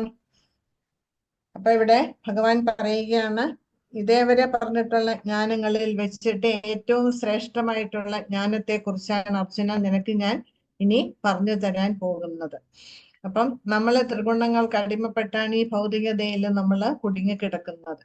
ത്രിഗുണങ്ങൾ എന്ന് വെച്ചാല് സത്വം, രജസ്, തമസ്. അപ്പൊ ഇതിൽ ഏതെങ്കിലും ഒന്നിന് നമുക്ക് ഉള്ളിൽ ഉണ്ടെങ്കിലും അതിനോട് നമുക്ക് ആ ആസക്തി വന്നു കഴിഞ്ഞാലും നമ്മൾ ഈ ഭൗതികതയില് കുടുങ്ങിക്കിടക്കും. അപ്പൊ എങ്ങനെ ഇതിൽ നിന്ന് പുറത്തു കടക്കാം എന്നാണ് നമ്മൾ ഈ അധ്യായത്തിലൂടെ നമ്മൾ മനസ്സിലാക്കേണ്ടത്. അപ്പൊ ഇവിടെ ഭഗവാൻ പറയുന്നുണ്ട്, യജ്ഞാത്വാ മുനയ സർവേ പരാം സിദ്ധിമിതോ ഗത. അപ്പൊ പറയുന്നു, ഭഗവാന് മഹാത്മാക്കളായിട്ടുള്ള മുനിമാരും ഇതിൽ നിന്ന്, അല്ലെങ്കിൽ ഞാൻ ഈ പറഞ്ഞ വഴിയിലൂടെ പോയിട്ട് അവര് ഈ ഭൗതികതയ്ക്കപ്പുറം കടന്നിട്ടുണ്ട്. അവര് സാക്ഷാത്കാര തലത്തിൽ എത്തിച്ചേർന്നിട്ടുണ്ട്. ആ ജ്ഞാനത്തെ കുറിച്ചാണ്, ആ ശ്രേഷ്ഠമായ ജ്ഞാനത്തെ കുറിച്ചാണ് ഇനി ഞാൻ നിന്നോട് പറയുവാൻ പോകുന്നത്. പരമദിവ്യോത്തമ പുരുഷൻ പറഞ്ഞു, ഏതൊന്ന് അറിഞ്ഞത് കൊണ്ടാണോ ഋഷികളെല്ലാം തികഞ്ഞ പരിപൂർണത നേടിയിട്ടുള്ളത്, സർവോത്കൃഷ്ടമായ ആ പരമജ്ഞാനത്തെ കുറിച്ച് ഞാൻ വീണ്ടും നിന്നോട് പറഞ്ഞു തരാം. അപ്പൊ ആ ജ്ഞാനം എന്ന് പറയുന്നത് ത്രിഗുണങ്ങളുമായിട്ട് ബന്ധപ്പെട്ടിട്ടുള്ളതാണ്. ഈ ഏതറിഞ്ഞാലാണോ മഹാത്മാക്കളൊക്കെ ആ സാക്ഷാത്കാരം നേടാൻ അവർക്ക് സാധിച്ചത്, ആ ജ്ഞാനത്തെ കുറിച്ചാണ് നിനക്ക് പറഞ്ഞു തരാൻ പോകുന്നത് എന്നാണ് ഭഗവാന് അർജുനനോട് പറയുന്നത്. അപ്പൊ ഭഗവാൻ ഇതേവരെ പറഞ്ഞത് എന്താണ്? നമ്മുടെ ശരീരത്തെ കുറിച്ച്, ജീവാത്മാവിനെ കുറിച്ച്, ഭൗതിക പ്രകൃതിയെ കുറിച്ചിട്ടൊക്കെയാണ് അർജുനനിൽ കൂടി നമ്മൾക്ക് ഉപദേശിച്ചു തന്നത്. ഇനിയും ഇതിനപ്പുറത്തേക്കാണ് ഭഗവാൻ കടക്കുന്നത്. 7-ാം അധ്യായം മുതൽ 12-ാം അധ്യായത്തിന്റെ അവസാനം വരെ നിരപേക്ഷ തത്വമായ പരമദിവ്യോത്തമ പുരുഷനെ ശ്രീകൃഷ്ണൻ വിശദമായിട്ട് വെളിപ്പെടുത്തുന്നുണ്ട്. ഇപ്പോൾ ഭഗവാൻ വീണ്ടും അർജുനനെ ബോധദീപ്തനാക്കുകയാണ്. തത്വജ്ഞാനപരമായ ഊഹാപോഹ പ്രക്രിയയിലൂടെ ഈ അധ്യായത്തെ ഉൾക്കൊള്ളുന്ന ഒരാൾക്ക് ഭക്തിയുടെ സേവനത്തിന്റെ പ്രഭാവം എന്തെന്ന് മനസ്സിലാക്കാന് സാധിക്കും. അപ്പം ആ ഭക്തിയുടെ സേവനത്തിനെ കുറിച്ചുള്ള അറിവ് നേടിയെടുക്കുന്നവർക്ക് ഭൗതിക ബന്ധങ്ങളിൽ നിന്ന് മോചനം കിട്ടും. ഭഗവാൻ 9-ാം അധ്യായത്തിൽ പറയുന്നുണ്ട്, രാജവിദ്യ രാജഗുഹ്യം പവിത്രമിതമുത്തമം പ്രത്യക്ഷാവഗമം ധർമ്മ്യം സുസുഖം കർത്തുമവ്യയം. ഇത് രാജവിദ്യയാണ്. എന്താണ് രാജവിദ്യ? ഭക്തിയുടെ സേവനം. അത് ഗുഹ്യമാണ്, ഗൂഢമാണ് എന്ന് ഭഗവാൻ പറയുന്നുണ്ട്. അത് സുസുഖം കർത്തുമവ്യയം. അത് പരിശീലിക്കാൻ ഒരു ബുദ്ധിമുട്ടുമില്ല. വളരെ സുഖമായിട്ട് എളുപ്പത്തിൽ നമുക്ക് ഭക്തിയുടെ സേവനം പരിശീലിക്കാമെന്ന് ഭഗവാൻ പറയുന്നുണ്ട്. അപ്പം ആ ഭക്തിയുടെ സേവനത്തെ കുറിച്ച് അറിവ് നേടിയെടുക്കുന്നവർക്ക് ഈ ഭൗതികതയ്ക്കപ്പുറം കടക്കാൻ സാധിക്കുമെന്ന് ഇപ്പോൾ ഇവിടെ ഭഗവാൻ പറയുന്നുണ്ട്. അത് നമ്മൾ കഴിഞ്ഞ അധ്യായത്തിൽ നമ്മളത് മനസ്സിലാക്കി. അപ്പൊ പ്രകൃതിയിലെ ത്രിഗുണങ്ങളുമായിട്ടുള്ള ആ സമ്പർക്കം കൊണ്ടാണ് നമ്മൾ ഇവിടെ കുടുങ്ങിക്കിടക്കുന്നത്. അപ്പം ജീവസത്ത ഭൗതിക ലോകത്തിൽ കുരുങ്ങുന്നതെന്നും പറഞ്ഞു. ആ പ്രകൃതിയുടെ ത്രിഗുണങ്ങൾ എന്തെല്ലാമാണെന്നും അവ എങ്ങനെ പ്രവർത്തിക്കുന്നുവെന്നും ആത്മാവിനെ അവ കുടുക്കൽപ്പെടുത്തുന്നതും മോചിപ്പിക്കുന്നതും ഏത് തരത്തിലാണെന്നും നമുക്ക് ഈ അധ്യായത്തിൽ കൂടി മനസ്സിലാക്കാൻ സാധിക്കും. അപ്പം മറ്റധ്യായങ്ങളിൽ നിന്ന് കിട്ടിയ ജ്ഞാനത്തെക്കാട്ടിലും വളരെ ശ്രേഷ്ഠമായിട്ടുള്ള ജ്ഞാനമാണ് ഈ അധ്യായത്തിൽ നിന്ന് നമുക്ക് കിട്ടുന്നത്. ഈ ജ്ഞാനം നേടിയത് കൊണ്ടാണ് അനേകം ഋഷിവര്യന്മാർ പരിപൂർണതയിൽ എത്തിയതും ആധ്യാത്മിക ലോകത്തിലേക്ക് കടന്നതും. അപ്പൊ ആ ജ്ഞാനം തന്നെയാണ് ഭഗവാൻ ഇവിടെ വിവരിക്കുന്നത്. അപ്പൊ നമുക്കും ഈ ജ്ഞാനം കിട്ടിക്കഴിഞ്ഞാൽ നമുക്കും തീർച്ചയായിട്ടും ഭൗതികത വിട്ട് ആധ്യാത്മിക ലോകത്തേക്ക് കടക്കാൻ നമുക്കും സാധിക്കും. അപ്പൊ അത്രയ്ക്ക് ശ്രേഷ്ഠതയുണ്ട് അധ്യായത്തിനെന്ന് നമ്മൾ മനസ്സിലാക്കണം. ഇതുവരെ പ്രതിപാദിപ്പിക്കപ്പെട്ട ജ്ഞാന പ്രക്രിയകളേക്കാൾ ശ്രേഷ്ഠതയുണ്ട് ഇതിന്. ഇതറിഞ്ഞിട്ട് പലരും പരിപൂർണത നേടിയിട്ടുണ്ട്. അതുകൊണ്ട് ഈ 14-ാം അധ്യായം സശ്രദ്ധ പഠിക്കുന്നവർക്ക് പരിപൂർണത നേടാന് സാധിക്കും. കാരണം ഈ ജ്ഞാനത്തിലൂടെ നമുക്ക് സത്വഗുണത്തിൽ എത്തിച്ചേരാൻ സാധിക്കും. ഇപ്പൊ നമ്മള് ത്രിഗുണങ്ങൾ സത്വം രജസ് തമസ് ഇവയാണ് നമ്മെ നിയന്ത്രിക്കുന്നത്. പക്ഷെ ഈ ജ്ഞാനത്തിൽ കൂടി നമുക്ക് ആ തമോ ഗുണത്തെയും രജഗുണത്തെയും അതിക്രമിച്ച് സാത്വിക അവസ്ഥയിൽ സത്വഗുണത്തിന്റെ അവസ്ഥയിൽ എത്തിച്ചേരാൻ നമുക്ക് സാധിക്കും. അങ്ങനെ നമുക്ക് ഭക്തിയുടെ സേവനത്തിൽ കൂടി നമ്മൾ മുന്നോട്ട് പോകുമ്പോൾ വിശുദ്ധ സത്വത്തിന്റെ അവസ്ഥയിൽ എത്തിച്ചേരാം. ആ തലത്തിൽ എത്തിയെങ്കിൽ മാത്രമേ നമുക്ക് ഭഗവത് ധാമത്തിലേക്ക് പ്രവേശനം കിട്ടുകയുള്ളൂ. ഇതം ജ്ഞാനമുപാശ്രിത്യ മമ സാധർമ്മ്യമാഗത സർഗേ അപി നോപജായന്തേ പ്രളയേന വ്യഥന്തി ച. അപ്പൊ ഇവിടെ ഭഗവാൻ പറയുന്നു, ഈ ജ്ഞാനത്തെ ആശ്രയിച്ചിട്ട് എന്റെ സമാന ഭാവം പ്രാപിച്ചവർ, അതായത് പിന്നീട് സൃഷ്ടി നടന്നാല് അവർക്ക് വീണ്ടും പുനർജനിക്കേണ്ടി വരുന്നില്ല എന്ന് ഭഗവാൻ പറയുന്നുണ്ട്. അപ്പം ഈ ശ്ലോകത്തിൽ കൂടി നമ്മൾ അതാണ് മനസ്സിലാക്കേണ്ടത്. നമ്മളെ ഈ തലത്തിൽ എത്തിച്ചേർന്ന് കഴിഞ്ഞാൽ നമുക്കും മഹാത്മാക്കളുടെ കൂട്ട് വീണ്ടും ഈ ഭൗതിക ലോകത്തിലേക്ക് തിരിച്ചു വരേണ്ടി വരില്ല എന്ന് നമ്മൾ മനസ്സിലാക്കണം. അപ്പം നമുക്ക് ഈ ശ്ലോകത്തിൽ കൂടി നമ്മൾ എന്താണ് മനസ്സിലാക്കേണ്ട ഒരു കാര്യം എന്ന് വെച്ചാൽ, നമ്മൾക്ക് മുക്തിക്ക് ശേഷവും നമുക്ക് ജീവിതമുണ്ട്. ശരിയായിട്ടുള്ള ജീവിതം തുടങ്ങുന്നത് നമ്മളുടെ മരണത്തിന് ശേഷമാണ്. അതായത് മുക്തിക്ക് ശേഷമാണ് ശരിയായിട്ടുള്ള ജീവിതം തുടങ്ങുന്നത് എന്ന് ഈ ശ്ലോകത്തിൽ നിന്ന് വ്യക്തമായിട്ട് നമുക്ക് മനസ്സിലാക്കിയെടുക്കാൻ സാധിക്കും. ഈ ജ്ഞാനത്തിൽ ഉറച്ചു നിൽക്കുന്നത് കൊണ്ട് എന്റേതിന് സമാനമായ അതീന്ദ്രിയ ഭാവത്തെ പ്രാപിക്കാൻ കഴിയും. അങ്ങനെ ഉറച്ചു നിന്ന് കഴിഞ്ഞാൽ ഒരുവൻ സൃഷ്ടികാലത്ത് ജനിക്കുകയുമില്ല, പ്രളയകാലത്ത് ആകുല ചിത്തനാവുകയുമില്ല. അപ്പൊ നമ്മളിപ്പോ എന്താ ധരിച്ചിരിക്കുന്നത്? പലരും പറയും മരണത്തോടെ എല്ലാം കഴിയും, അതുകൊണ്ട് മരിക്കുന്നത് വരെ നമുക്ക് അടിച്ചു പൊളിച്ച് ജീവിക്കാം.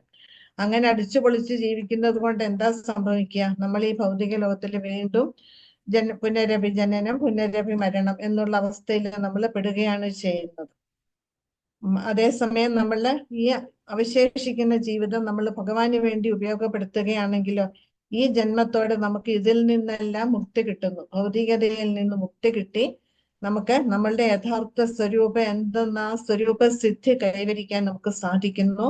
ആ സ്വരൂപ സിദ്ധിയിലൂടെ നമ്മളുടെ യഥാർത്ഥ ജീവിതം, അതായത് ഭഗവാനെ നമ്മൾ പ്രത്യക്ഷമായിട്ട് സേവനം ചെയ്ത ഭക്തൻ എന്നുള്ള ആ വാക്ക് നമുക്ക് സാക്ഷാത്കരിക്കാന് നമുക്ക് സാധിക്കുന്നത് നമ്മളുടെ മരണത്തിന് ശേഷമാണ്. നമുക്കിപ്പോ കൃഷ്ണാവബോധത്തിലൂടെ കിട്ടുന്ന ആ ട്രെയിനിങ്, അതിനുള്ള പരിശീലനമാണ് നമുക്ക് ഇവിടെ ഇപ്പൊ കിട്ടിക്കൊണ്ടിരിക്കുന്നത്. എങ്ങനെ സേവനം ചെയ്യണം, എന്ത് സേവനമാണ് ഭഗവാന് ചെയ്യേണ്ടതെന്നൊക്കെ നമുക്കതിന്റെ ഒരു ചെറിയ പരിശീലനമാണ് നമുക്കിവിടെ കൃഷ്ണാവബോധത്തിൽ നിന്ന് കിട്ടുന്നത്. അപ്പൊ ഇങ്ങനെ ആ ആ തലത്തിൽ എത്തിച്ചേർന്ന് കഴിഞ്ഞാല് ഭഗവാന്റെ ആ ഗുണങ്ങൾക്ക് സമാനമായിട്ടുള്ള ഗുണങ്ങള് ഭക്തനിൽ ഉണ്ടാവും. ഇത് നമ്മൾ മുൻപ് മനസ്സിലാക്കിയിട്ടുണ്ട്. നമ്മൾ ഭക്തിയുടെ സേവനത്തിൽ മുന്നോട്ട് പോകും തോറും ആ ഭക്തനിലെ ഭഗവാന്റെ ഗുണങ്ങള് ഭഗവാന്റെ അത്രയും തലത്തിൽ ആ ലെവലിൽ നമുക്ക് കിട്ടില്ല. പക്ഷെ അതിലും കുറഞ്ഞ തരത്തില് ഭഗവാന്റെ എല്ലാ ഗുണങ്ങളിലും ഒരു ഭക്തനിലെ ശുദ്ധ ഭക്തനിലെ ഉണ്ടാവും എന്ന് നമ്മൾ മനസ്സിലാക്കിയിട്ടുണ്ട്. അപ്പം മുക്തിക്ക് ശേഷവും ഒരു ആത്മാവിന്റെ അസ്തിത്വം നിലനിൽക്കുന്നു എന്ന് നമ്മൾ മനസ്സിലാക്കണം. അപ്പൊ അതിന് നമ്മൾ എന്ത് ചെയ്യണം? നമ്മൾ ആധ്യാത്മിക ഗുരുവിനെ സ്വീകരിക്കണം. ആധ്യാത്മിക ഗുരുവിനെ സ്വീകരിച്ചു കഴിഞ്ഞ് ഗുരുവിന്റെ നിർദ്ദേശങ്ങൾ അനുസരിക്കുന്നതോടെ നമുക്ക് ഈ കാര്യങ്ങളൊക്കെ മനസ്സിലാക്കിയെടുക്കാനും നമുക്ക് ആ തലത്തിൽ എത്തിച്ചേരാനും നമുക്ക് സാധിക്കുന്നു. തികഞ്ഞ ആധ്യാത്മിക ജ്ഞാനം ലഭിച്ചാൽ മനുഷ്യൻ ഗുണങ്ങൾ കൊണ്ട് പരമദിവ്യോത്തമ പുരുഷനോട് തുല്യനാകുന്നു. അയാൾ ആവർത്തിച്ചുള്ള ജനന മരണങ്ങളിൽ നിന്ന് മോചിതനാകുന്നു. എന്നാൽ ആ വ്യക്തിത്വം, വ്യക്തിഗത ജീവാത്മാവിന്റെ ആ വ്യക്തിത്വം ഒരിക്കലും നശിക്കുന്നില്ല. പരവ്യോമത്തിലെ ദിവ്യഗ്രഹങ്ങളിലെത്തിയ മുക്താത്മാക്കൾ പ്രേമപൂർവ്വം ദിവ്യമായ ഭഗവത് സേവനത്തിൽ ഏർപ്പെട്ട് എപ്പോഴും ഭഗവത് പാതാരവിന്ദങ്ങളിൽ മനസ്സുറപ്പിച്ചുകൊണ്ടേയിരിക്കും. അവിടെ ചെന്നു കഴിഞ്ഞാല് വേറെ ഒന്നുമില്ല, ഭഗവാന് സേവനം ചെയ്യുക. ഇവിടത്തെ പോലെ ഭൗതികമായിട്ടുള്ള കാര്യങ്ങളൊന്നും ഇല്ല. അവിടെ എല്ലാം ആധ്യാത്മികമാണ്, ചിന്മയമാണ്. അവിടെ ഭഗവാന് സേവനം ചെയ്യുക, ഭഗവാനെ സന്തുഷ്ടിപ്പെടുത്തുക എന്ന ഒരു ലക്ഷ്യം മാത്രമേ ഉള്ളൂ. ആ ഭഗവാന് കിട്ടുന്ന ആനന്ദം നമ്മളും ഭഗവാനോടൊപ്പം അത് പങ്കിടുക, ആനന്ദം നമുക്കും അനുഭവിക്കാന് സാധിക്കും. അങ്ങനെ ഭഗവാനും ഭക്തരും തമ്മിലുള്ള പരസ്പര ആ ലവിങ് എക്സ്ചേഞ്ച് ആണ് ആധ്യാത്മിക ലോകത്തില് നടക്കുന്നത്. അപ്പം പരവ്യോമത്തിലെ ദിവ്യഗ്രഹങ്ങളിൽ എത്തിയ മുക്താത്മാക്കൾ പ്രേമപൂർവ്വം അവിടെ ഭഗവാന്റെ സേവനത്തിൽ ഏർപ്പെടുകയാണ് ചെയ്യുന്നത് എന്ന് നമ്മള് അപ്പൊ എപ്പോഴും അവരുടെ അവബോധം ഭഗവാനിലായിരിക്കും. ഭഗവാന്റെ ആ തൃപ്പാദങ്ങളെ സ്മരിച്ചുകൊണ്ടാവും അവരെപ്പോഴും അവിടെ കഴിച്ചു കൂട്ടുക. ഇത് നമ്മൾക്ക് വേദസാഹിത്യങ്ങളിൽ നിന്ന് മനസ്സിലാക്കാന് സാധിച്ചിട്ടുണ്ട്. അതുകൊണ്ട് മുക്തി നേടിയാലും ഭക്തന്മാർക്ക് അവരുടെ വ്യക്തിത്വം ഒരിക്കലും നഷ്ടപ്പെടുന്നില്ല. അപ്പം മരണത്തോടെ എല്ലാം കഴിഞ്ഞു. അതാണ് നിർവിശേഷ ശൂന്യവാദി പറയുന്നത്. മരണം വരെയുള്ളൂ, മരണം കഴിഞ്ഞാൽ ഒന്നുമില്ല, എല്ലാം ശൂന്യമാണ് എന്ന് പറയുന്നവർക്ക് നല്ലൊരു മറുപടിയാണ് ഇവിടെ ശ്രീല പ്രഭുപാദര് നമുക്ക് ഭഗവത്ഗീതയിലൂടെ തന്നിരിക്കുന്നത്. യഥാർത്ഥ ജീവിതം തുടങ്ങുന്നത് മരണത്തിന് ശേഷമാണ്. അത് നമ്മൾ തിരഞ്ഞെടുക്കുന്നത് പോലെ ഇരിക്കും. നമ്മൾ ഭക്തിയുടെ സേവനത്തിന്റെ പാത തിരഞ്ഞെടുക്കുകയാണെങ്കിൽ മരണശേഷം നമ്മളുടെ യഥാർത്ഥ ജീവിതം ആ തലത്തിൽ എത്തിക്കഴിഞ്ഞാല് നമുക്ക് നമ്മളുടെ മരണത്തിന് ശേഷം നമ്മളുടെ യഥാർത്ഥ ജീവിതം, അതായത് ഒരു ഭക്തൻ എന്ന നിലയിൽ ഭഗവാന് സേവനം ചെയ്യുന്ന അവസരം കിട്ടി തുടങ്ങുന്നത്, പ്രത്യക്ഷമായിട്ട് അവസരം കിട്ടുന്നത് മരണത്തിന് ശേഷമാണ്. അപ്പൊ ഈ ഭൗതികതയിൽ നിന്ന് കിട്ടുന്ന ജ്ഞാനം എന്ന് പറയുന്നത് ത്രിഗുണങ്ങൾ കലർന്നിട്ടുള്ളതാണ്. അല്ലാണ്ട് ആധ്യാത്മിക ജ്ഞാനമല്ല ഇവിടെ നിന്ന് കിട്ടുന്നത്. എങ്ങനെ ഈ ഭൗതിക ലോകത്തിൽ കുടുങ്ങിക്കിടക്കാം എന്നാണ് ഭൗതികമായിട്ടുള്ള ജ്ഞാനം നമ്മളെ പഠിപ്പിക്കുന്നത്. ത്രിഗുണ ദൂഷിതമാകത്ത ജ്ഞാനമാണ് അതീന്ദ്രിയ ജ്ഞാനം. കാരണം എന്താണ്? ഭഗവാൻ ത്രിഗുണങ്ങൾക്ക് അതീതനാണ്. അതീന്ദ്രിയം എന്ന് പറഞ്ഞാല് ഭഗവാനുമായിട്ട് ബന്ധപ്പെട്ട ജ്ഞാനം എന്ന് പറയുന്നത് അത് ത്രിഗുണങ്ങളാൽ മിശ്രിതമല്ല, ത്രിഗുണങ്ങൾ ബാധിക്കപ്പെടുന്നതേ ഇല്ല. അതീന്ദ്രിയ ജ്ഞാനസ്ഥിതനായ ജീവാത്മാവ് പരമപുരുഷന്റെ നിലവാരത്തില് എത്തിച്ചേരുന്നു. സ്ഥൂല ശരീരത്തിന്റെ ഭൗതിക പ്രവർത്തനങ്ങളിൽ നിന്ന് മുക്തനായ ലഭിക്കുന്ന ആധ്യാത്മിക വ്യക്തിത്വത്തിന് വൈവിധ്യങ്ങളില്ലെന്നും രൂപമില്ലാതായി തീരുന്നുവെന്നുമാണ് പരവ്യോമത്തെ പറ്റി അറിയാത്തവരുടെ വിശ്വാസം. പരവ്യോമം എന്ന് പറഞ്ഞാൽ എന്താണ്? പ്രധാൻ അല്ലെങ്കിൽ മഹത്വത്വം. അപ്പൊ ഈ ശ്ലോകത്തിൽ നിന്ന് പ്രധാന്റെ മഹത്വം ആണ് ഇവിടെ പറയുന്നത്, അതായത് മഹത്വത്വം. ഈ ഭൗതിക ലോകത്തിലുള്ളതുപോലെ ആധ്യാത്മിക ലോകത്തിലും ഉണ്ട് വൈവിധ്യം. ഇതിനെക്കുറിച്ച് നമ്മൾ അജ്ഞരാണ്. ആധ്യാത്മിക സ്ഥിതിയെ ഭക്തനിഷ്ഠമായിട്ടുള്ള ജീവിതമെന്ന് പറയാം. അപ്പൊ പരംവ്യോമത്തില് എത്തിക്കഴിഞ്ഞാൽ നമുക്ക് നമ്മളുടെ ഈ സ്വരൂപം വിട്ടിട്ട് ആത്മീയ സ്വരൂപമാണ് ജീവാത്മാവിന് കിട്ടുക. ആധ്യാത്മിക സ്ഥിതിയെ എന്താ പറയുന്നത്? ഭക്തനിഷ്ഠമായിട്ടുള്ള ജീവിതമെന്ന് പറയാം. അവിടെ അന്തരീക്ഷം മാലിന്യരഹിതമാണ്. ഇവിടെ ഭൗതിക ലോകത്തിലെ മാലിന്യം കൊണ്ട് നിറഞ്ഞിരിക്കുകയാണ്. അതാണ് ഭൗതികതയും ആധ്യാത്മികതയും തമ്മിലുള്ള വ്യത്യാസമെന്ന് പറയുന്നത്. അപ്പം ഈ ത്രിഗുണ ദൂഷിതമാകാത്ത ജ്ഞാനം എന്ന് പറയുന്നത് അതീന്ദ്രിയ ജ്ഞാനമാണ്.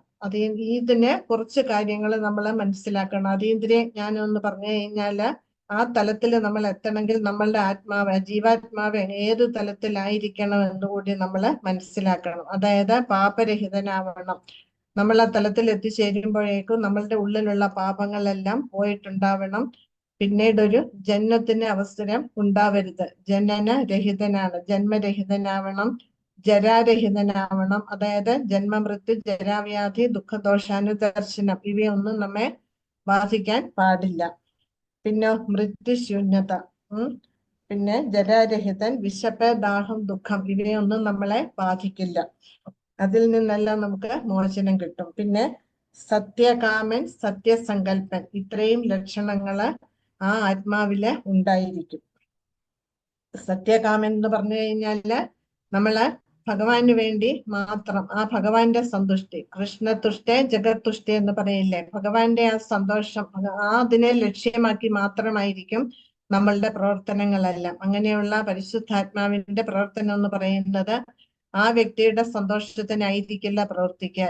എല്ലാം ഭഗവാന്റെ ഇഷ്ടം, ഭഗവാന്റെ സന്തോഷത്തിന് വേണ്ടിയായിരിക്കും ആ മഹാത്മാവ് പ്രവർത്തിക്കുക. പിന്നീട് സത്യസങ്കല്പൻ, സത്യസങ്കല്പൻ എന്ന് പറഞ്ഞാലും ഇത് തന്നെയാണ് അർത്ഥം. അത് ഞാനിവിടെ എഴുതി വെച്ചിട്ടുണ്ട്. ഇത് ടെക്സ്റ്റിൽ ഇല്ലാത്ത കാര്യമാണ്. ഇത് ഞാൻ ഒരു ക്ലാസ്സിൽ കേട്ടതാണ്. അപ്പൊ അത് നിങ്ങളുമായിട്ട് പങ്കുവെക്കാമെന്ന് വിചാരിച്ചു. അപ്പൊ ഭഗവാൻ സത്യസങ്കല്പനാണ്. അപ്പൊ ആ തലത്തിലെത്തിയ ഭഗവാന്റെ സമാന ഗുണങ്ങൾ കൈവരിച്ച ജീവാത്മാവും സത്യസങ്കല്പനായിരിക്കും.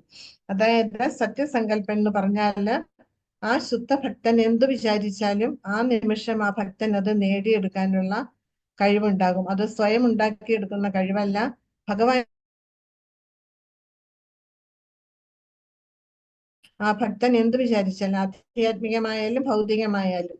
ഇതിനൊരു ഉദാഹരണമുണ്ട്. അതായത് ശ്രീനിവാസ ആചാര്യര് നമുക്കറിയാം, നമ്മളുടെ പരമ്പരയിലെ മഹാനായിട്ടുള്ള ഒരു ആചാര്യനാണ് ശ്രീനിവാസ ആചാര്യർ. ശ്രീനിവാസ ആചാര്യന്റെ രാമചന്ദ്ര കവിദാസ ഗോസ്വാമി, നമ്മുടെ കൃഷ്ണദാസ് കവിരാജ ഗോസ്വാമിയുടെ സഹോദരനാണ്.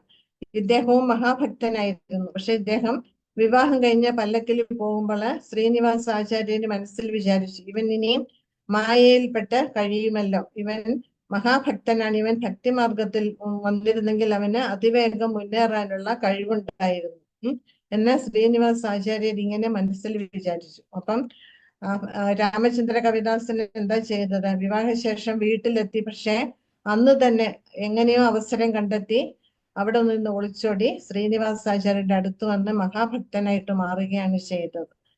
അപ്പം ഇങ്ങനെയാണ് മഹാത്മാക്കളെ എന്തു മനസ്സിൽ വിചാരിച്ചാലും എന്തു തന്നെയായാലും ഭഗവത് കൃപയുടെ അത് പൂർത്തീകരിക്കാൻ അവർക്ക് സാധിക്കുന്നു. അതാണ് സത്യസങ്കല്പൻ. അപ്പൊ നമ്മൾക്കും ഈ ഗുണങ്ങൾ, നമ്മളുടെ ഭഗവാന്റെ ആ സമാന ഗുണങ്ങൾ നമ്മളിലും ആ ഭക്തിയുടെ സേവനത്തിലൂടെ നമുക്കും കൈവരിക്കാൻ സാധിച്ചാല് നമുക്കും ഈ കഴിവ് ഭഗവത് കൃപയുടെ ഈ ആഗ്രഹങ്ങൾ, ഭൗതികമല്ല ആധ്യാത്മികമായിട്ടുള്ള ആഗ്രഹങ്ങൾ പൂർത്തീകരിക്കാനും നമുക്കും സാധിക്കും എന്നാണ് നമ്മൾ ഇതിൽ നിന്ന് മനസ്സിലാക്കേണ്ടത്. അതിന് നമ്മളുടെ ഉള്ളിലെ പാപങ്ങളെല്ലാം ഇല്ലാതാവണം, പിന്നെ ജന്മരഹിതനാവണം, പിന്നെ ജന്മമൃത്യു, ജരാവ്യാധി, ദുഃഖദോഷാനുദർശനം ഇവയൊന്നും നമ്മളിൽ ഉണ്ടാകാൻ പാടില്ല.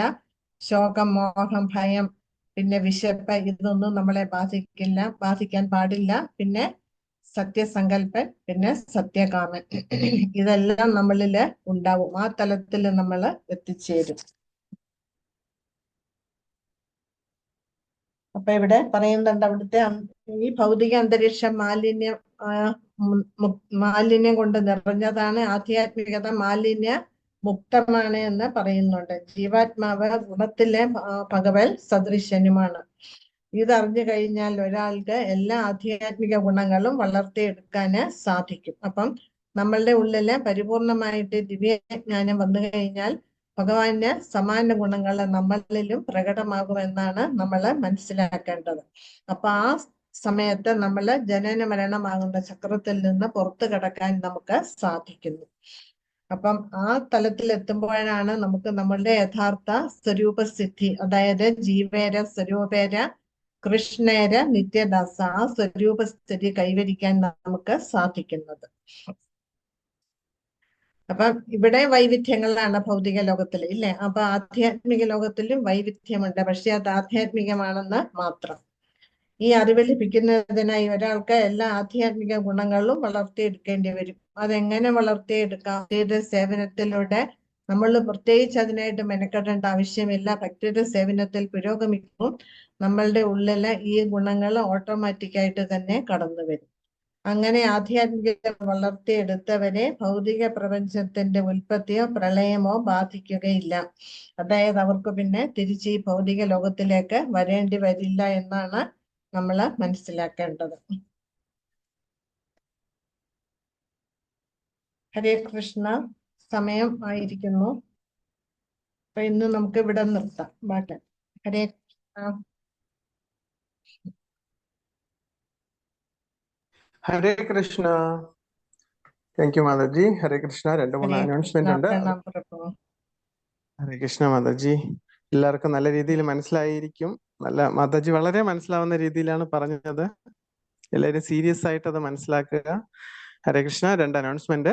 നമ്മുടെ ന്യൂ ഇയർ സെലിബ്രേഷൻ 2-ാം തീയതി നമ്മൾ 10 ക്ഷേത്രങ്ങൾ, ദിവ്യദേശ ക്ഷേത്രങ്ങൾ പോകുന്നുണ്ട്. പേര് 15 പേരെ തന്നിട്ടുള്ളൂ. ബാക്കിയുള്ളവർ എത്രയും പെട്ടെന്ന് എന്നെ ഗോവിന്ദരാജ് ഭവനെ അറിയിക്കുക. 2 പീതാംബരം പ്രഭു നല്ല രീതിയിൽ ഇന്ന് എത്രയോ വർഷങ്ങളോളം നമ്മുടെ കൂടെ ഉള്ളതുപോലെ രീതിയിൽ പ്രഭു ഇന്ന് ഹോസ്റ്റായിട്ട് ചെയ്തു. അതുപോലെ മാതാജി അദ്ദേഹത്തിന്റെ വീട്ടിൽ വെച്ച് 30-ാം തീയതി അല്ലേ പ്രഭു? അതെ പ്രഭുജി, 30-ാം തീയതി 30-ാം തീയതി അദ്ദേഹത്തിന്റെ വീട്ടിൽ വെച്ചിട്ട് സത്സംഗം വച്ചിട്ടുണ്ട്. സോ ഇവിടെ നിന്ന് വണ്ടി അദ്ദേഹം അറേഞ്ച് ചെയ്തിട്ടുണ്ട്. വരാൻ താല്പര്യമുള്ളവർ എത്രയും പെട്ടെന്ന് ഗോവിന്ദരാജ് പ്രഭുവിനെ അറിയിക്കുക. 30-ാം തീയതി ഉച്ചയ്ക്കല്ലേ പ്രഭു? രാവിലെ തൊട്ട് ഉച്ചയ്ക്ക് അല്ലേ? നമ്മൾ 10:30 വെച്ചിരിക്കുന്നേ. 10:30. 10:30 അപ്പൊ അതനുസരിച്ച് നമുക്ക് പ്ലാൻ ചെയ്യാം. ഗോവിന്ദരാജ് പ്രഭു അതൊന്ന് നോട്ട് ചെയ്തോളാം. പിന്നെ അജയ ഗോവിന്ദ പ്രഭുവിന് ഹരേ കൃഷ്ണ. അജയ ഗോവിന്ദ പ്രഭുവിന് നമ്മള് 10-10:30 ഇടയ്ക്കുണ്ട്. പ്രഭുജിയൊക്കെ വരുന്ന സമയത്ത് ചെയ്യാം. രാവിലെ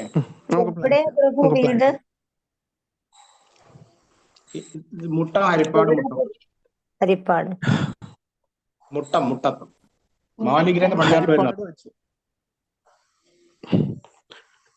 പിന്നെ ഭക്തി പ്രവേശകന്റെ നമ്മള് ഭക്തി പ്രവേശക എക്സാം എല്ലാവരും 6 മാസം കോഴ്സ് പഠിച്ചു. അതിന്റെ സർട്ടിഫിക്കറ്റ് കിട്ടി. ജഗസാക്ഷി പ്രഭു നേരിട്ട് വന്ന് തന്നു. സോ നമ്മൾ അജയ ഗോവിന്ദ പ്രഭുവിനെ നമ്മൾ അങ്ങനെ വെറുതെ വിടാൻ താല്പര്യമില്ല. ഈ പാസ്സായ എല്ലാവരും കൂടെ ചേർന്നിട്ട് അദ്ദേഹത്തിന് നല്ലൊരു സദ്യ നമുക്ക് സൺഡേ പ്രോഗ്രാം ആയിട്ട് ഉണിച്ചക്കം വീട് ക്ഷേത്രത്തിൽ നടത്തണം. അപ്പൊ അത് അടുത്ത ആഴ്ച പ്ലാൻ ചെയ്യുന്നുണ്ട്. അതും പെട്ടെന്ന് തന്നെ എല്ലാവരും ഒന്ന് പ്ലാൻ ചെയ്തോളുക. അതുപോലെ രാധേജീവൻ പ്രഭുവിന്റെ സപ്തതി നൂറനാട് വെച്ച് അദ്ദേഹം പറഞ്ഞിരിക്കുവാണ്. അത് ഈ മാസത്തിൽ തന്നെ നടത്തണമെന്നാണ് ആവശ്യപ്പെട്ടിരിക്കുന്നത്. അതും എത്രയും പെട്ടെന്ന് എല്ലാവരും ഒരുമിച്ച് കൂടി കഴിഞ്ഞാൽ അത് ശരിയാവും. അതുപോലെ ബിന്ദു പ്രഭ മാതാജിയുടെ പുസ്തകം ഇന്ന് അല്ലെങ്കിൽ നാളെ എത്തും മാതാജി. ഹരേ കൃഷ്ണ. മാതാജി ഇത്ര നല്ല രീതിയിൽ സത്സംഗം തന്നിട്ടുണ്ടായിരുന്നു. മാതാജിയോട് ആദരവപൂർവ്വം 2 പ്രാവശ്യം ഹരേ കൃഷ്ണ മഹാമന്ത്രം പറയാം. ഹരേ കൃഷ്ണ. ഹരേ ഹരേ കൃഷ്ണ. ഹരേ കൃഷ്ണ. കൃഷ്ണ കൃഷ്ണ ഹരേ ഹരേ രാമ ഹരേ രാമ രാമ ഹരേ രാമ ഹരേ ഹരേ കൃഷ്ണ ഹരേ കൃഷ്ണ കൃഷ്ണ കൃഷ്ണ ഹരേ രാമ ഹരേ രാമ രാമ രാമ ഹരേ ഹരേ ഹരേ കൃഷ്ണ പ്രഭുജി. പ്രഭുജി, ഞാൻ ഗംഗാനന്ദ ഗോവിന്ദദാസ് പ്രഭു ഗോവിന്ദദാസ് ആണ്. ഞങ്ങൾ ഹരിപ്പാടുള്ളതാണ്. ഞങ്ങൾക്ക് അഡ്രസ് ഒന്ന് അയച്ചു തരണേ ഈ ഫോൺ നമ്പറിൽ പ്ലീസ്. നമുക്കൊരു മീറ്റിംഗ് അറേഞ്ച് മീറ്റിംഗ് അറേഞ്ച് ചെയ്തിട്ട് അഡ്രസ് ഗ്രൂപ്പിലൊന്ന് ഇട്ടാ മതി പ്രഭു. ഞങ്ങൾക്ക് വേണേ ഇവിടുന്ന് അങ്ങോട്ട് വരാമല്ലോ. ഓക്കെ. അഡ്രസ് അടുത്താണ്, ഞങ്ങൾക്ക് വരാൻ പറ്റും.